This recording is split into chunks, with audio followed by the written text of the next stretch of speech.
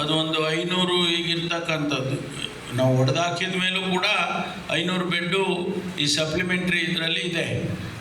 ಜೊತೆಗೆ ಇದರಲ್ಲಿ ಒಂದು 400 ಬೆಡ್ಡು ಆದರೆ 900 ಬೆಡ್ಡು ಇದೆ. 300 ಅಂದರೆ ಅಲ್ಲಿಗೆ 500, 800, 900 ಆಗುತ್ತೆ.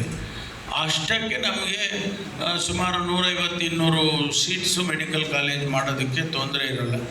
ಅದನ್ನು ಸರ್ಕಾರದಿಂದನೇ ಮಾಡಬೇಕು ಅಂತೇಳಿ ನಾನು ಈಗಾಗಲೇ ಇದು ಮಾಡಿದ್ದೇನೆ. ಅದಕ್ಕೆ ಜಾಗನೂ ಕೂಡ ನಾವು ಗುರುತಿಸಿದ್ದೀವಿ.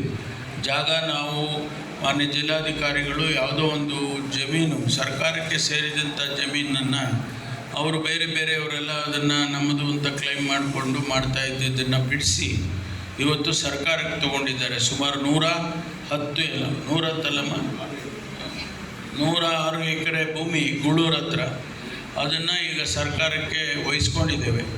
ಆ ಜಾಗದಲ್ಲಿ ಮೆಡಿಕಲ್ ಕಾಲೇಜ್ ಮಾಡೋದಕ್ಕೆ ಅಥವಾ ಬೇರೆ ಇನ್ನೇನಾದರೂ ಕೂಡ ಮಾಡೋದಕ್ಕೆ ಆ ಜಾಗವನ್ನು ಸರ್ಕಾರ ಉಪಯೋಗಿಸ್ಕೋಬೋದು. ಅದು ಒಂದು ಪ್ರಪೋಸಲ್ ಇದೆ.